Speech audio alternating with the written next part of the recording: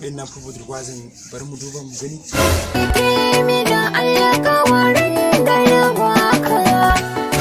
Simiyoki, kai sai kina sona?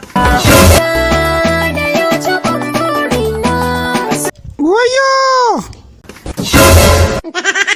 Tap, a shaka soya take a smoking to la ni ma ina son ki. Haɗin ki da shi kuma bayan ga kuma ni anan ko dai dama ba da sanin ki bane kika bar linzamin ki.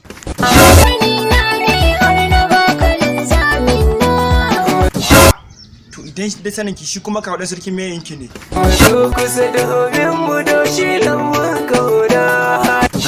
Lambun kauna da wa kenan? Ha baki yanzu aka zaki mu.